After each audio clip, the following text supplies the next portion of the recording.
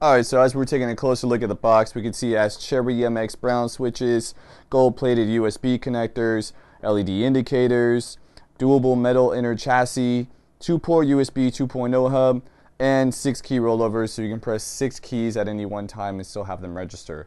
So when you're raging out, all your keys that you're chatting to all the kids, they'll get them.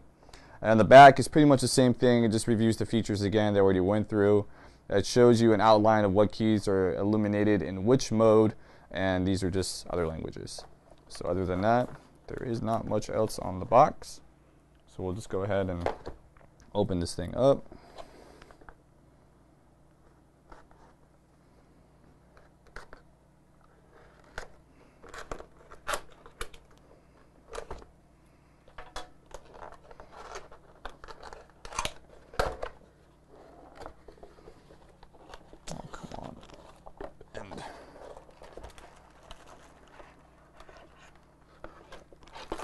Package is really nice. I mean, what you would expect for a keyboard. Here's your user manual that I don't know if any user will use, but it is definitely here. Shows you how to do stuff with it. I believe there aren't any drivers. There's nothing else left in the box, so we'll just toss this aside. We'll unwrap the keyboard.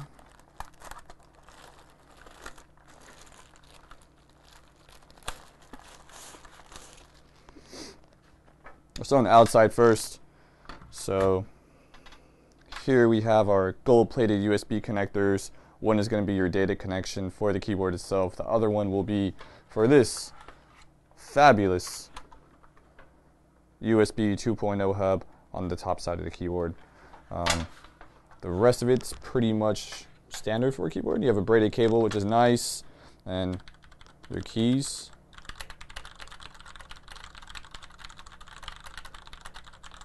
Feel really nice. Rosewill has included rubber feet on the base of the keyboard and on the kickstands. So when you're gaming, the keyboard shouldn't slip around too much. I have a glass desk, so I don't know if my desk is the best to demonstrate this on, but you know, overall it won't slip too much. If I press here, it seems a little bit more loose. It might just be the spot on my desk or something. So maybe on your desk, it may not be as slippery. Alright guys, this is probably the part you all been waiting for. This is what the keyboard looks like when it's pitch black in the room. This is the full illuminated mode, so all the keys are lit up besides the space bar, and obviously like caps lock is not on and scroll lock's not on, so but pretty much everything else is lit up. So to go through the modes here, this is the full mode. Then if we switch it, we'll see that there's the WASD and the arrow key mode. I just have to find the key again. And I turned it off instead. And then there is just the letters and the numbers and the function keys without the numpad. And then we can go ahead and filter back through, and we get the numpad lit up again. The different levels of brightness, this is on the brightest level. So there's 4 levels. There's level 3, 2, and 1.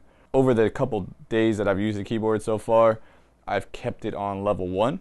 It just seems like it fits me better.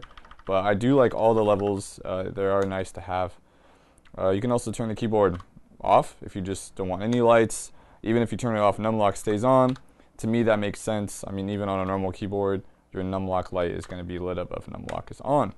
So it makes sense that it stays on.